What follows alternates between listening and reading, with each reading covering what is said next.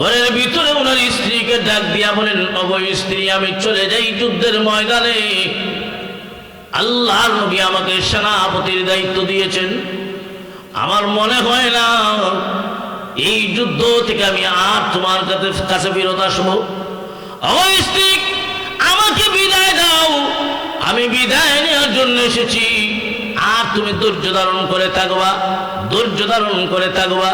আল্লাহ যদি সহায় হয় গো, কিয়ামতের কঠিন ময়দানে তোমার সঙ্গে আমার দেখা হবে। ওই সাহাবী চলে যায়। 3 নম্বরের সেনাপতি আব্দুল্লাহ ইবনে রাওয়াহা। ওই সাহাবী মাত্র বিবাহ করেছিলেন, নতুন বিয়ে করেছেন, এখনো স্ত্রীর সঙ্গে ওনার দেখা হয় নাই।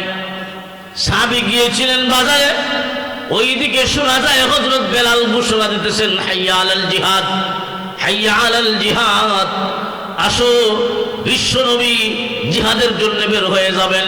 নবীজি প্রস্তুতি গ্রহণ করতেছেন, পরামর্শ হবে। ওই সাহাবী বাজার থেকে চলে গেলেন আল্লাহর নবীর কাছে। আর নবীজি সেনাপতির দায়িত্ব দিয়েছেন। ওই আব্দুল্লাহ ইবনে রাওয়াহা বাড়িতে গেছেন, নতুন বিবির সামনে যান নাই, ঘরের বাহির থেকে ডাক দিয়া বলেন, ওগো স্ত্রী, আমার উপর তোমার অনেক হক ছিল, একটাও আদায় করতে পারি নাই, এই জন্য শুরুতেই আমি ক্ষমা প্রার্থী। ওগো স্ত্রী, আমাকে বিদায় দাও, আমি বিদায় নেওয়ার জন্য এসেছি। বিশ্ব নবী আমাকে সেনাপতির দায়িত্ব দিয়েছেন, আমি চলে যাই যুদ্ধের ময়দানে। আমার মনে হয় না এই যুদ্ধ থেকে আমি আর তোমার কাছে ফেরত আসবো গো, আমাকে বিদায় দাও, আমাকে বিদায় দাও। আর যদি তুমি ধৈর্য ধারণ করে থাকতে পারো, আল্লাহ যদি সহায় হয় গো, হাসরের কঠিন ময়দানে তোমার সঙ্গে আমার দেখা হবে। ওই সাহাবী বিদায় নিয়ে চলে যাচ্ছেন। এমনি ঘরের ভিতর থেকে স্ত্রী ডাক দিয়া বলেন, স্বামী, আপনি একটু ঘরে আসেন, আপনি একটু ঘরে আসেন। এমনি আব্দুল্লাহ ইবনে রাওয়াহা ডাক দিয়া বলেন, না, আমি এখন ঘরে ঢুকবো না। আমি যদি এখন ঘরে ঢুকি, তোমার সঙ্গে আমার প্রেম ভালোবাসা মহব্বত সৃষ্টি হয়ে যাবে, আল্লাহর নবীর কথা মানতে দেরি হবে। না, আমি এখন ঘরে ঢুকবো না। এমনি স্ত্রী ডাক দিয়া বলে, ওগো প্রাণের স্বামী, আমি কথা দিলাম আপনার সঙ্গে প্রেম ভালোবাসা মহব্বত সৃষ্টি করব না, আমি শুধু আপনাকে একটা নজর ভালো করে দেখবো। বিবাহের দিন মাত্র একবার দেখেছিলাম, আমার চোখে ঠার নাই, আপনি একটু ঘরে আসেন, আমি আপনাকে ভালো করে দেখি। কিয়ামতের কঠিন ময়দানে আপনাকে দেখেই যেন আমি চিনে নিতে পারি।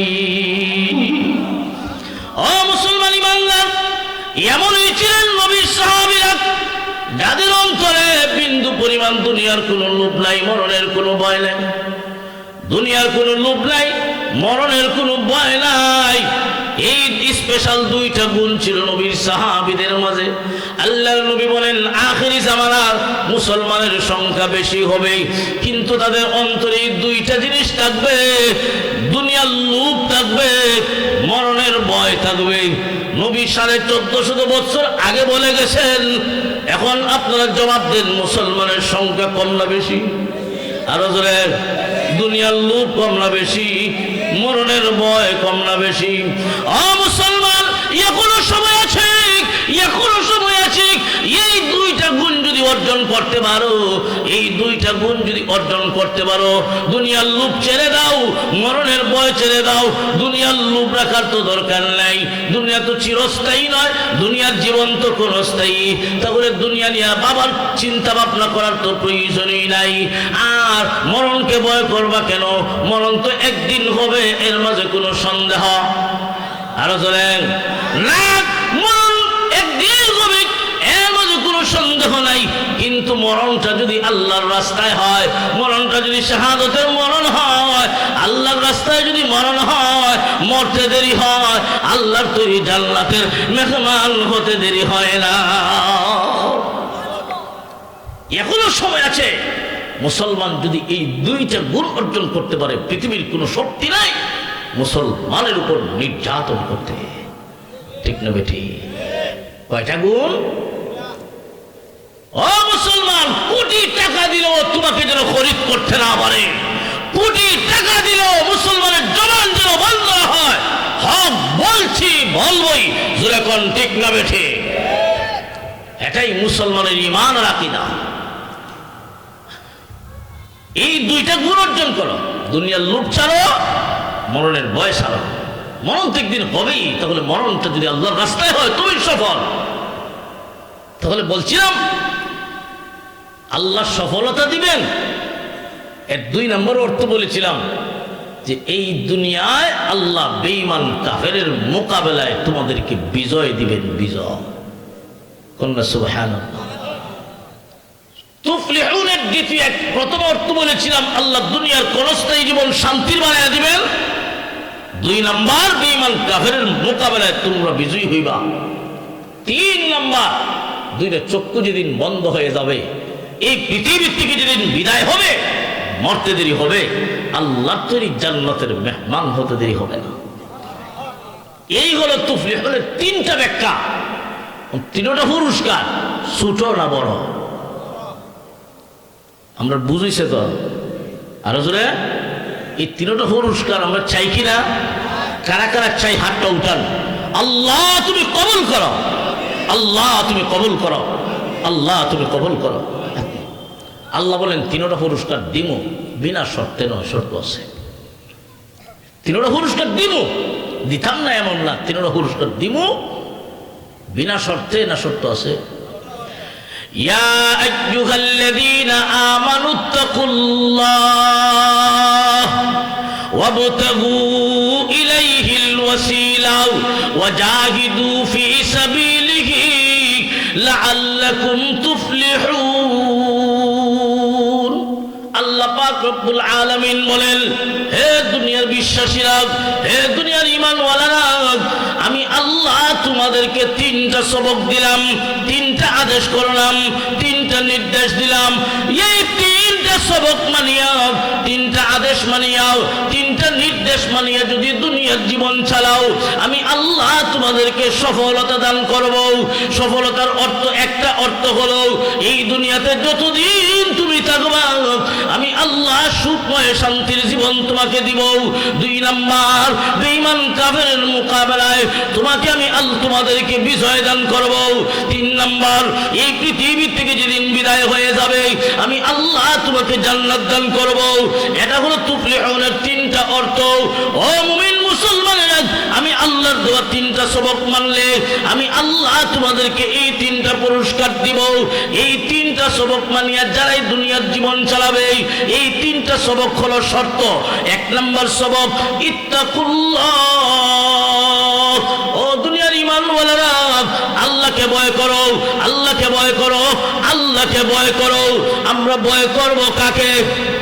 আরো জোরে, আমরা ভয় করি কাকে? আমরা আল্লাহকে ভয় করি, কথাটা আমাদের মুখেই আছে, কাজে নাই, ঠিক না বেঠিক? আল্লাহ কোরআনে অন্য আয়াতে বলেন, ইয়া আইয়ুহাল্লাযীনা আমানুত্তাকুল্লাহা হাক্কা তুকাতিহি। ও ঈমানওয়ালারা, আমি আল্লাহকে ভয় করো, ভয় করার মতো। ভয় করার মতো ভয় কাকে বলে?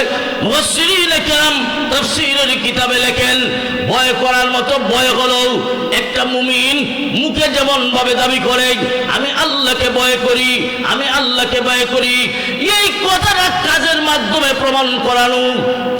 কাজ দেখলেই যেন বোঝা যায়, কাজটা দেখলেই যেন বোঝা যায় এটা একজন মুত্তাকির কাজ, তাকওয়াওয়ালার কাজ। কিন্তু আমরা এমন মুমিন, আমাদের কাজ মাঝে মাঝে এমন কাজ শয়তানও হইল, ঠিক না বেটি? মুমিনের এমন কাজও আছে শয়তান হইল। ফজরের নামাজ হচ্ছে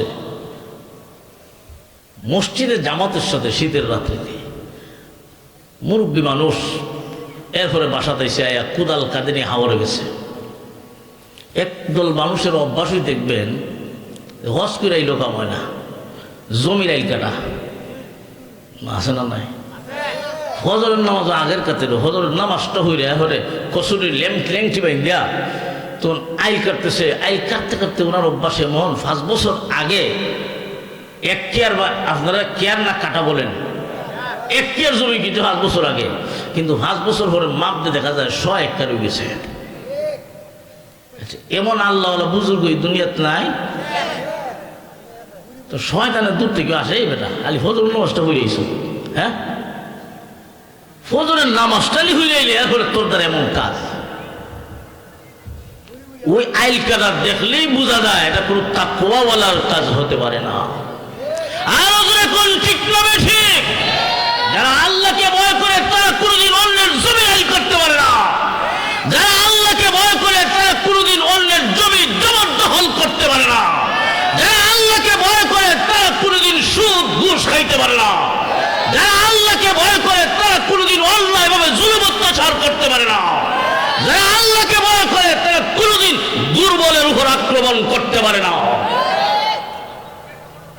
আল্লাহকে ভয় করার অর্থ আল্লাহর যাবতীয় হুকুম মানা, নিষেধগুলো বর্জন করা।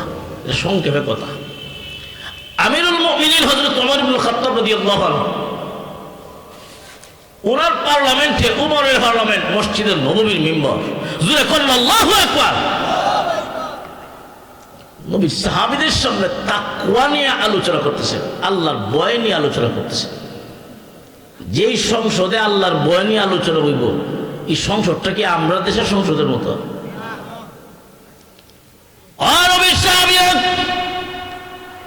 আপনারা বলুন, আল্লাহ যে বলেছেন ইত্তাকুল্লাহ, আল্লাহকে ভয় করো, এই কথাটার তাৎপর্য কি হবে?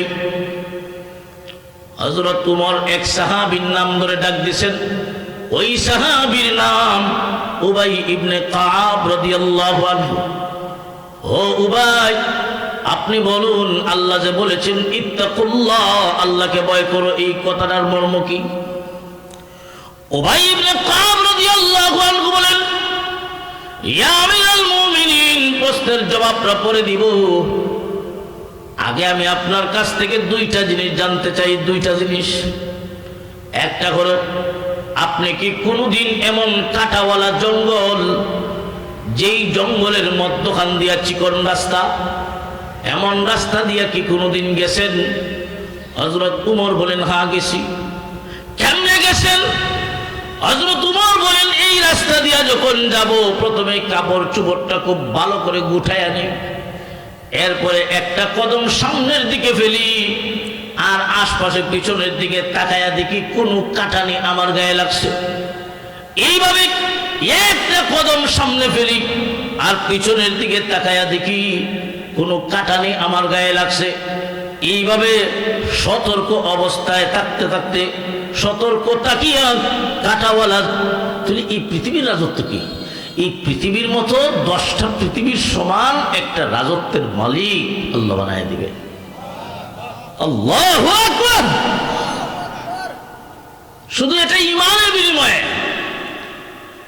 শেষ পর্যন্ত আল্লাহ গুনাহগার মুসলমানকে জাহান্নামে তার ইচ্ছা অনুযায়ী শাস্তি দিয়া, গুনাহগার মুসলমানকে তা আল্লাহ তার ইচ্ছা অনুযায়ী জাহান্নামের শাস্তি দিয়া, ঈমানের বদৌলতে আল্লাহ মাফ করে তাকে যে জান্নাত দিবেন। নবীজির হাদিস আছে, মান ক্বালা লা ইলাহা ইল্লাল্লাহ দাখালাল জান্নাহ, যে লা ইলাহা ইল্লাল্লাহ বিশ্বাস করবে, ওই লোকটা চিরস্থায়ী জাহান্নামী হবে না, চিরস্থায়ী জান্নাতি হবে। কিন্তু গুনাহ নিয়ে কবরে যাওয়ার কারণে আল্লাহ তার ইচ্ছা অনুযায়ী জাহান্নামের শাস্তি দিয়া গুনাহ নাফা পরিষ্কার করে আল্লাহ ঈমানের বদৌলতে একদিন যে জান্নাত দিবেন, ওই জান্নাতি, ওই ঈমানদারের জান্নাতের আয়াতন হবে এই পৃথিবীর মতো 10টা পৃথিবীর সমান। এটা শুধু জান্নাতি। কি জান্নাতি? এর আগে তো আরো বড় বড় জান্নাতি গেছেন, বিনা হিসাবে জান্নাতি গেছেন, সুপারিশে জান্নাতি গেছেন, আলেম ওলামা গেছেন। এদের জান্নাতের আয়াতন কত বড় হবে আল্লাহ ভালো জানেন। ঠিক না বেশি? তাহলে আমাদের ঈমানের দাম কম না বেশি? আল্লাহ রসুল বলেন, আখিরি জামানায় মুসলমানের সংখ্যা বেশি হবে, ঈমানদারের সংখ্যা বেশি হবে, কিন্তু দুনিয়ার লোভ থাকবে। দুনিয়ার লোভের কারণে ঈমান বিক্রি করে দিবে। ঠিক না বেশি? আজকে আপনি তাকায় দেখেন, মুসলমানের মাঝে যত ষড়যন্ত্র, যত ফিতনা ফাসাদ, এর অধিকাংশ ফিতনা ফাসাদের মূল উৎস ইহুদি খ্রিস্টানের মাধ্যমে, আমাদের মুসলমানের মধ্য থেকে, লেবাসদারি মুসলমানের মাধ্যমে তাদের মস্তিষ্ক ইহুদি খ্রিস্টান দ্বারা দুরাইকৃত। টাকার বিনিময়ে কিছু মুসলমানকে খরিদ করে তাদের মাধ্যমেই মুসলমানের মাঝে ফিতনা ফাসাদ তৈরির ব্যবস্থা হয়। ঠিক না বেটি? তখন আম মানুষ যারা, তারাও দ্বিধাদ্বন্দ্বে পড়ে যায় যে উনিও আলেম, উনিও পাঞ্জাবিওয়ালা, উনারাও পাঞ্জাবিওয়ালা, আমরা কোন হতে যেতাম? এমন আছে না নাই? কথায় কথা বলে, সংক্ষেপে বলি, এই দ্বীনে শরীয়ত মুহাম্মদুর রাসূলুল্লাহ সাল্লাল্লাহু আলাইহি ওয়াসাল্লামের রেখে যাওয়া আমানত। ঠিক না বেটি? এই আমানত এর জিম্মাদারি গ্রহণ করবে এই উম্মতের একটা দল উলামায়ে কেরাম। ঠিক না বেটি? নবীওয়ালা কাজ কিয়ামত পর্যন্ত চলবে, দাওয়াত ও তাবলীগ নবীওয়ালা কাজ কিয়ামত পর্যন্ত চলবে, কিন্তু কার মাধ্যমে চলবে? নিশ্চয় চালানোওয়ালা রাখবে। নবীওয়ালা কাজের জিম্মাদারি বিশ্ব নবী দিয়া গেছেন উলামায়ে কেরামের হাতে।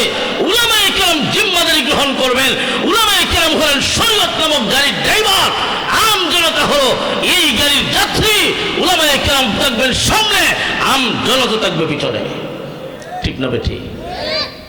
শরীয়ত নামক গাড়ির ড্রাইভার উলামায়ে কেরাম, সাধারণ পাবলিক নয়, উলামায়ে কেরাম।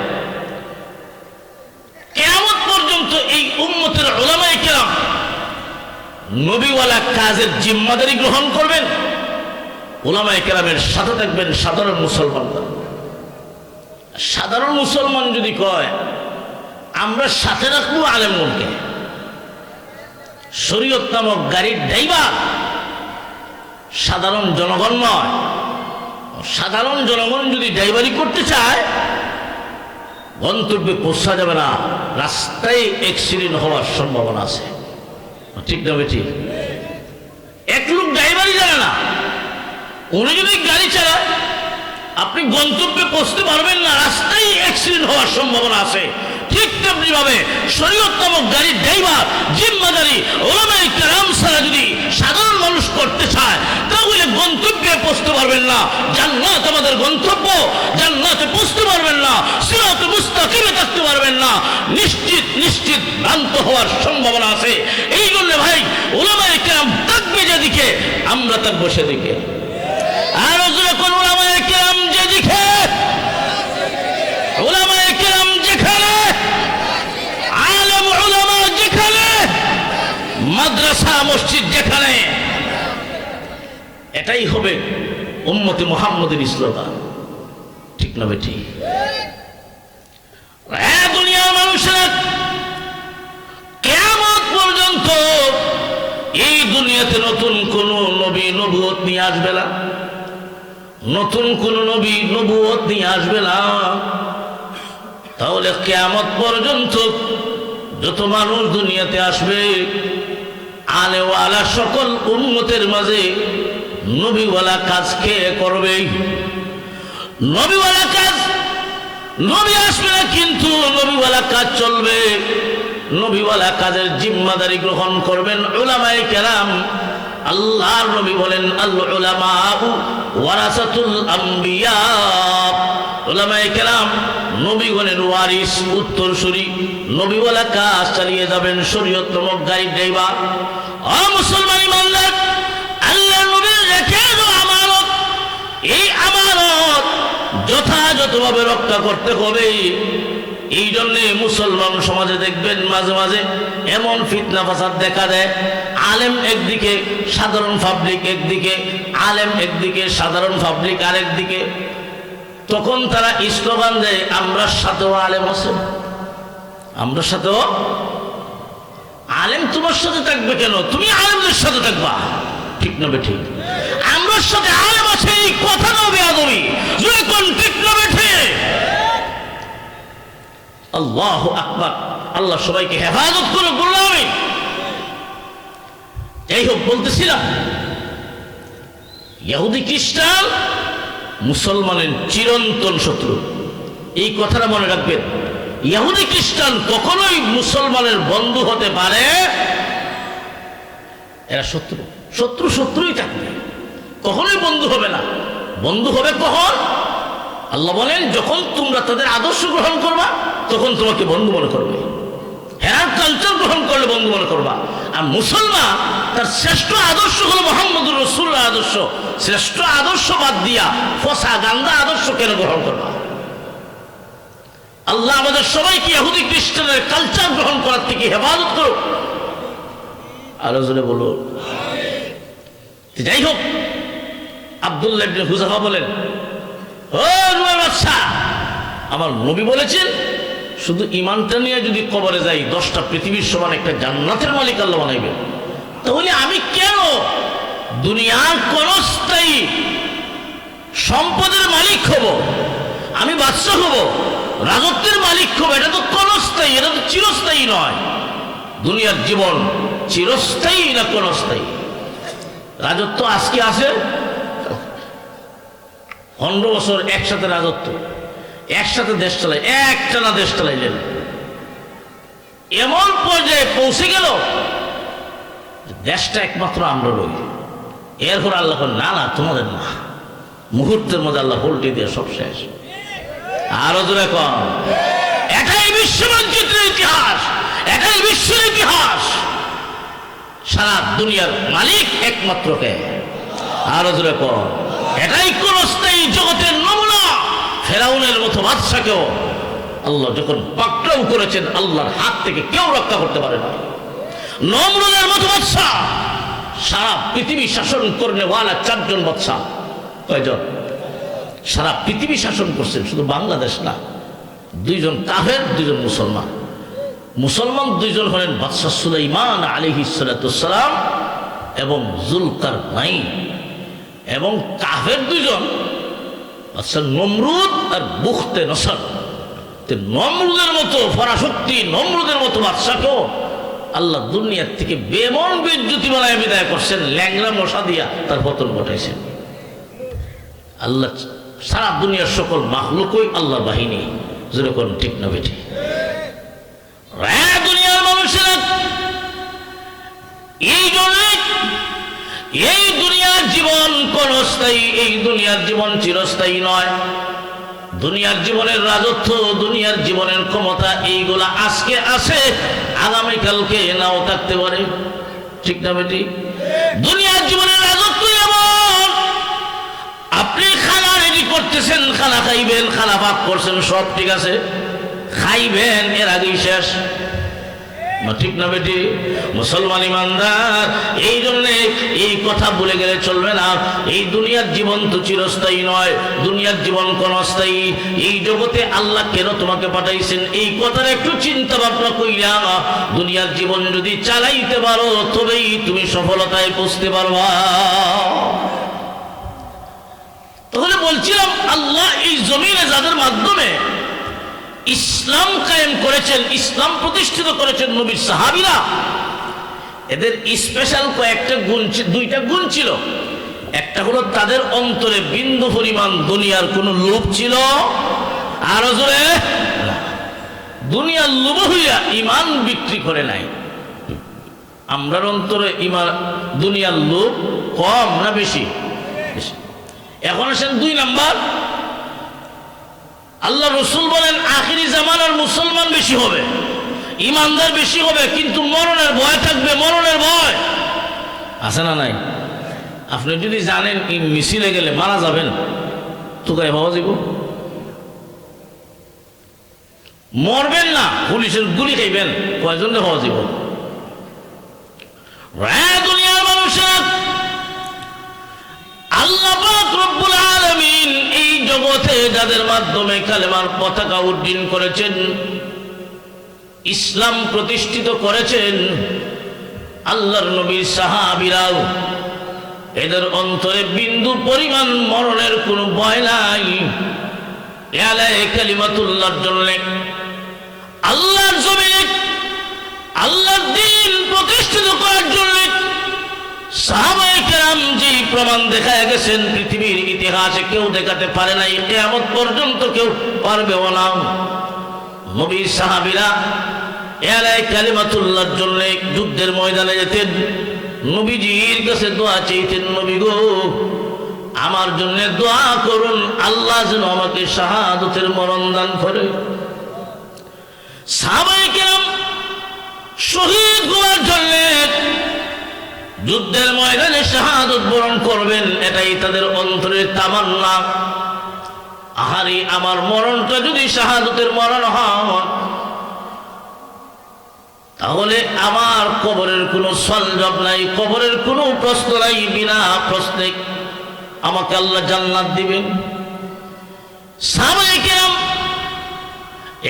কালিমাতুল্লাহর জন্য, আল্লাহর জমিনে আল্লাহর দ্বীন প্রতিষ্ঠিত করার জন্য যুদ্ধের ময়দানে গেলে শহীদ হবেন জানতেন, এরপরেও যুদ্ধের ময়দানে গেছেন, জানতেন শহীদ হবেন, এরপরেও গেছেন। কেমন হালত! আপনি আমি যদি জানি এই মিছিলে গেলে আমি শহীদ হব, আমাদের মতো অনেক ইমানদারকে তালাশ করে পাওয়া যাবে না, ঠিক না বেটি? আল্লাহ নবী মুতার যুদ্ধের সময় সাহাবীদেরকে নিয়ে বসা, আল্লাহ নবী সেনাপতি ঠিক করতেছেন।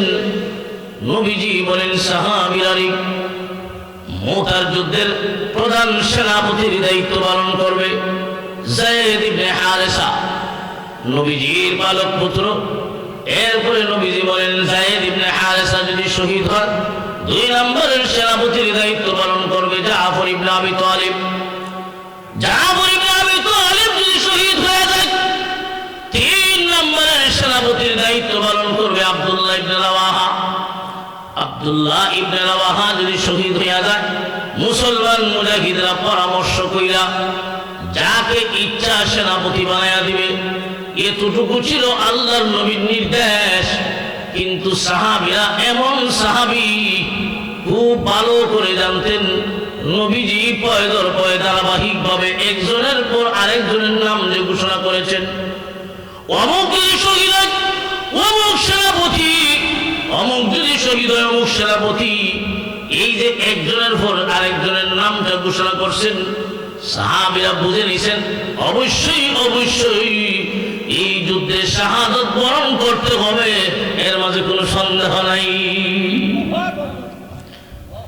এমনি বিশ্বনবী রাহমাতুল লিল আলামিন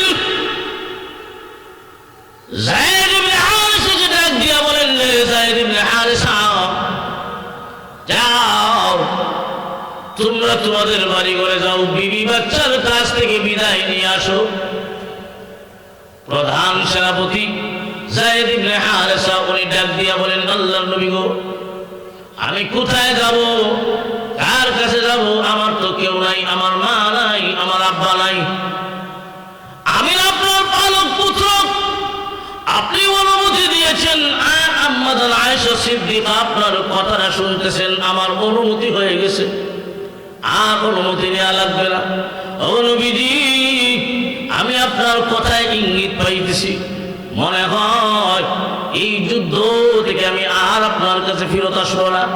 ও নবীজি, আপনি দোয়া করুন, আপনি দোয়া করুন আল্লাহ যেন আমাকে শাহাদাতের মরণ দান করে। ও নবী, আর দোয়া করুন আল্লাহ যদি সহায় হয়, কিয়ামতের কঠিন ময়দানে আপনার সঙ্গে আমার দেখা হবে। জঙ্গল আমি অতিক্রম করি, আপনি আমিও তো অনেক সময় এমন রাস্তা দিয়ে গেছি, ছোট সময় যখন বল খেলছি, বল ফুটবল গিয়া পড়ছে জঙ্গলাত, তখন ছোট যারা বলটা নিয়ে আয়, তখন ছোট বাচ্চা জঙ্গলার মাঝখান দিয়া যদি কোনো রাস্তা থাকে, চিকন রাস্তা, তখন খুব সতর্কতা অবলম্বন কইরা মাটির সাথে বুক লাগাইয়া খুব সতর্ক হইয়া জঙ্গলের ভিতরে ঢুইকা বলটা নিয়ে আয়। জোরে কোন ঠিক না বেঠিক? উবাই ইবনে কাব ডাক দিয়া বলেন, ইয়া আমিরাল মুমিনিন, ঠিক তেমনি ভাবে এই বিশ্ব ভূমণ্ডলটা হলো, এই দুনিয়ার জগৎটা হলো একটা গুনার কাঠায় ভরা জঙ্গল। এই দুনিয়ার জগৎটা হলো একটা গুনার কাঠায় ভরা একটা জঙ্গল। এই দুনিয়াতে সুদের গুনার কাঠা আছে, এই দুনিয়াতে ঘুষের গুনার কাঠা আছে, এই দুনিয়া দুনিয়াতে মিথ্যা বলার গুনার কাটা আছে, এই দুনিয়াতে বেপরদায় চলার গুনার কাটা আছে, এই দুনিয়াতে জুলুম অত্যাচারের গুনার কাটা আছে। এক কথায় এই দুনিয়ার জগৎটা হলো গুনার কাটায় ভরা একটা জঙ্গল। এর মাঝখান দিয়ে সিরাতে মুস্তাকিম জান্নাতে যাওয়ার রাস্তাও। ও উমর, এই দুনিয়াতে এমন ভাবে তোমার জীবনের কদম ফালাও, এই দুনিয়াতে এমন ভাবে কদম ফালাও বেনামাজির গুনার কাটা যেন তোমার গায়ে না লাগে, এমন ভাবে দুনিয়ায় জীবন যাপন করো সুদের গুনার কাটা যেন তোমার গায়ে না লাগে, এমন ভাবে দুনিয়ার জীবন চালাও ঘুষের গুনার কাটা যেন তোমার গায়ে না লাগে, এমন ভাবে দুনিয়ার জীবন চালানোর নামটাই হলো তাকওয়া। তাকওয়া হলো আমার আল্লাহ যা আদেশ করেছেন তা মানা, যা নিষেধ করেছেন তা বর্জন করা। তবেই প্রমাণ হবে তুমি আল্লাহকে ভয় করো। ঠিক না বেঠিক? আপনি শুধু মুখে দাবি করলেন আমি আল্লাহকে ভয় করি, আল্লাহকে ভয় করি, এটা ভয় হবে? আপনি বললেন আমি আমার আব্বাকে বেশি ভয় করি, এই কথাটা তখনই বাস্তব হবে আপনার বাবা বলছেন যে আগামীকালকে তুমি সিলেটে যাও, আপনি বাবার কথা মানলেন না। একদিন দুই দিন বাবা বলে একটা, আপনি করেন আরেকটা। কিন্তু বন্ধু বান্ধবের সমাজে এই আপনি দাবি করেন আপনি আপনার বাবাকে বেশি ভয় করেন। আপনারা জবাব দেন, আসলে কি এটা ভয় হয় না ফাইজলামি হয়? ভয়টা তখনই হবে যখন সত্যিকার অর্থেই আপনি আপনার বাবার হুকুম ছাড়া একটা কদম নড়েন না, বাবার হুকুম ছাড়া কোথাও যান না, বাবা যা বলে তা মানেন, যা নিষেধ করে তা বর্জন করেন। তাহলে প্রমাণ হবে সত্যিকার অর্থেই তুমি তোমার বাবাকে বেশি ভয় করো। ঠিক না বেটি? ঠিক তেমনি ভাবে আল্লাহ বললেন ইত্তাকুল্লাহ, আমাকে ভয় করো। অন্য আয়াতে বলেন ভয় করার মতো ভয় করো। অর্থাৎ শুধু মুখে দাবি করলে হবে না, আমি আল্লাহ তোমাদেরকে যা আদেশ করলাম এই কথাটা বাস্তবে তুমি রূপ দাও। বাস্তবে রূপ দেওয়ার নাম হলো ভয়। আপনি যাইতেছেন বাজারে, হঠাৎ জোহরের আজান হইতেছে, হাইয়া আলাস সালাত, আসো নামাজের দিকে, নামাজের দিকে আপনি বাজারে যাইতেছেন। এমনি আপনি মনে মনে চিন্তা করলে আমার আল্লাহ আমাকে ডাকতেছেন, বাজারে যাব পরে আমার আল্লাহর ডাকে সাড়া দিই। আপনি যদি দেখা যায় আপনার গন্তব্যে যাওয়ার আগে আল্লাহর ডাকে সাড়া দিয়েছেন, তবেই প্রমাণ হবে সত্যিকার অর্থে আপনি আপনার রবকে ভয় করেন। আর যদি দেখা যায় এইদিকে আজান হয়ে আপনি যাইতেছেন বাজারে, আল্লাহ ডাকেন এইদিকে, তুমি যাও ওইদিকে, তাহলে জবাব দেন এটা কি ভয় হয়? ভয় হয় না। আল্লাহ বলেন ইত্তাকুল্লাহ, আমি আল্লাহকে ভয় করো, আমি আল্লাহকে ভয় করো। মুমিন আল্লাহকে ভয় যারা করে এরা কোনোদিন বেনামাজি হতে পারে না। ঠিক না বেঠিক? যারা আল্লাহকে ভয় করে এরা কোনোদিন সুদ খাইতে পারে না, যারা আল্লাহকে ভয় করে এরা কোনোদিন ঘুষ খাইতে পারে না, এরা কোনোদিন বেপরদায় চলতে পারে না, এরা কোনোদিন জুলুম অত্যাচার করতে পারে না। কারণ আল্লাহর ভয় এমন একটা জিনিস তোমাকে সর্বপ্রকার গুনাহ থেকে বাঁচায় রাখবে। ঠিক না বেঠিক? তাহলে আল্লাহর ভয়টা শুধু মুখে রাখবো না অন্তরে রাখবো? আরো জোরে। শুধু মুখে দাবি করলাম ভয় করি, গুনাহ থেকে বাঁচতে পারবেন না। শুধু মুখে দাবি করলাম আল্লাহকে ভয় করি, আপনি নিজেকে গুনার কাছ থেকে বাঁচায় রাখতে পারবেন না। আল্লাহর ভয়টা থাকতে হলো অন্তরে। মুমিন একটা মানুষের অন্তরে যখন, অন্তরের ভিতরে যখন আল্লাহর ভয় থাকবে, ওই মানুষটা কোনো কাজ করতে গেলে চিন্তা করবে, আরে আমি যে এই কাজটা করব আমার আল্লাহ পছন্দ করবে কিনা, আমার আল্লাহ পছন্দ করবে কিনা। আল্লাহ যদি পছন্দ করে এই কাজটা করবে, মনে বড় আনন্দ হবে। ঠিক না ঠিক? আল্লাহ যদি দেখা যায় না করে, আল্লাহর নিষেধ, এই কাজ ওই মুত্তাকি ব্যক্তি করবে না। কারণ যাদের অন্তরে আল্লাহর ভয় আছে ওই লোক আল্লাহর অপছন্দনীয় কাজে কোনোদিন লিপ্ত হতে পারে না। ঠিক না বেটি? আল্লাহকে ভয় করো, ভয় করো, শুধু মুখে নয়, কাজের মাধ্যমে প্রমাণ করা যে আল্লাহর হুকুম মানলেই ভয় হয়। তবে আল্লাহর হুকুম মানার মাধ্যমে আমি প্রমাণ করবো আমি আল্লাহকে ভয় করি। ঠিক না বেটি? আল্লাহ যা নিষেধ করছেন এইগুলা বর্জন করার মাধ্যমে আমি প্রমাণ করব আমি আল্লাহকে ভয় করি। ঠিক না বেটি? যে আমি প্রমাণ করতে হবে।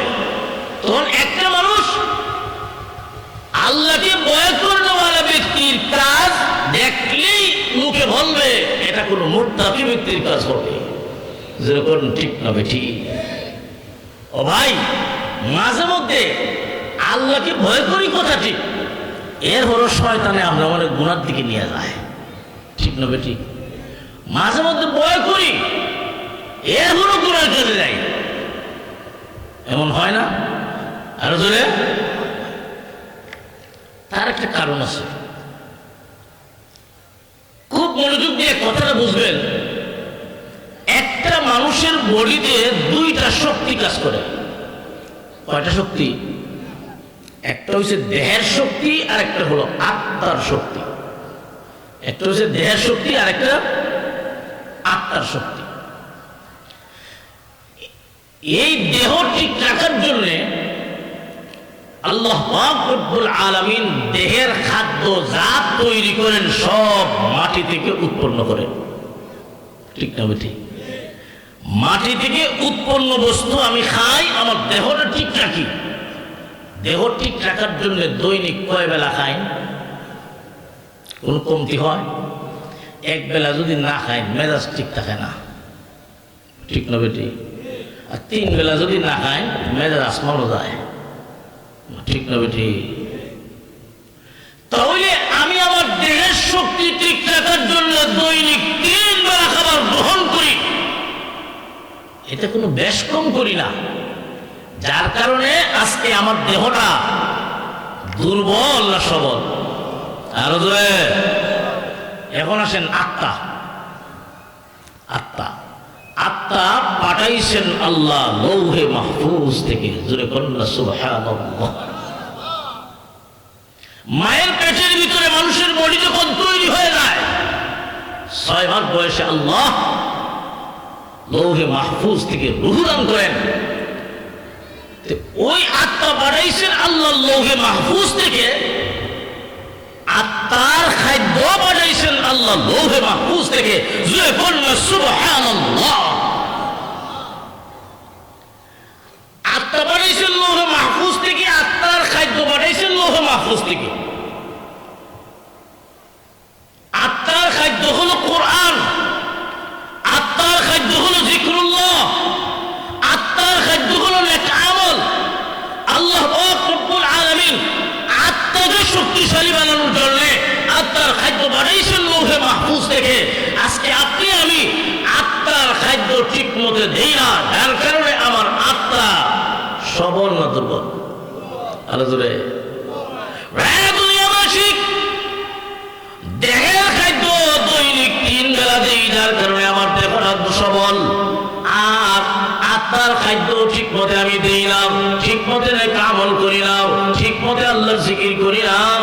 এই জন্যে আমার আত্মারা আজকে সবল নয়, আমার আত্মারা দুর্বল। একটা মানুষ যখন গুনার কাজের দিকে নিয়ে যায় এটা দেহের চাহিদা, একটা মানুষ জিনার কাজের দিকে যায় দেহের চাহিদা, কিন্তু তার ভিতরে ঈমান থাকার কারণে দেখবেন একবার হইল গড়ির কাটার মতো বাধা দেয়।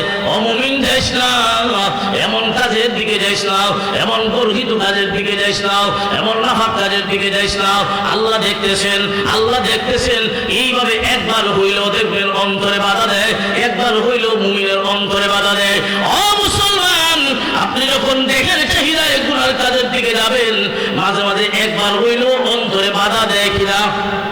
আরো জোরে। অন্তরে বাধা দেয়, যাইস না। দুনিয়ার কেউ তোকে না দেখলে ও মহান আল্লাহ তোকে দেখতেছেন। একবার হইল বাধা দেয়, বাধা দিয়াও আমার গুনার কাছ থেকে ফিরাইতে পারে না। কেন পারে না? অমুমিন তোমাকে গুনার কাজের দিকে নিয়ে যায় তোমার সবল দেহ, তোমার দেহটা তো সবল, সবলে নিয়ে যায় গুনার কাজের দিকে। বাধা দেয় তোমার আত্মা দুর্বল, নিয়ে যায় সবলে, বাধা দেয় দুর্বলে। ঠিক না বেটি? কথা বুঝাইতে পারছি না মনে হয়। একটা মানুষ গুনার কাজের দিকে যায় দেহের চাহিদা, আর বাধা দেয় আত্মা। তেজটা আল্লাহ দেখতেছেন। কে হলো যায় কেন? নিয়ে যায় সবলে, বাধা দেয় দুর্বলে, তাহলে দুর্বলে সবলে বাধা দিয়ে পারবো? আরো জোরে। এই জন্য তুমি যদি গুনার কাছ থেকে বাঁচতে চাও, তোমার দেহকে যেমন শক্তিশালী বানাইছো, তোমার আত্মাকে শক্তিশালী বানাও। আত্মা শক্তিশালী হবে জিকরুল্লাহর মাধ্যমে, আত্মা শক্তিশালী হবে কোরআন তিলাওয়াতের মাধ্যমে, আত্মা শক্তিশালী হবে নেক আমলের মাধ্যমে। আত্মা যদি শক্তিশালী হয়ে যায়, তখন গুনার কাজের দিকে যাবে দূরের কথা, গুনার কাজ দেখলেই অন্তরে ঘৃণা সৃষ্টি হয়ে যাবে। 40 দিন তবলিগ থেকে আওয়ার পরে তখন দেখা যায় নামাজ পড়ে গান হইলে যায় বাধা দিত, অথচ 40 দিন আগে সে নিজেই গান গেছে। ঠিক না বেটি? আল্লাহ আমাদের সবাইকে এই দুনিয়াতে যতদিন রাখেন একটা সবক মানার আমল করার জন্য তৌফিক দান করেন। দুনিয়ার যতদিন থাকি আল্লাহর ভয় নিয়ে যেন থাকতে পারি, আল্লাহর ভয়ে যেন সর্বপ্রকার গুনাহ থেকে বাঁচতে পারি, নেক আমল যেন করতে পারি। আল্লাহ তৌফিক দান করুক, বলুন আমিন। ওয়া আখিরু দাওয়ানা আনিল হামদুলিল্লাহি রাব্বিল আলামিন। আসসালামু আলাইকুম ওয়া রাহমাতুল্লাহি ওয়া বারাকাতুহু। আলহামদুলিল্লাহ, আমরা আমাদের আজকের মাহফিলের সম্মানিত বিশেষ অতিথি হযরত মাওলানা মুফতি শামসুল ইসলাম জামিরি সাহেবের কাছ থেকে অত্যন্ত গুরুত্বপূর্ণ আলোচনা শুনছিলাম। আপনারা দেখতে পাচ্ছেন আমাদের আজকের মাহফিলের সম্মানিত প্রধান বক্তা হযরত আমাদের মঞ্চে চলে আসছেন।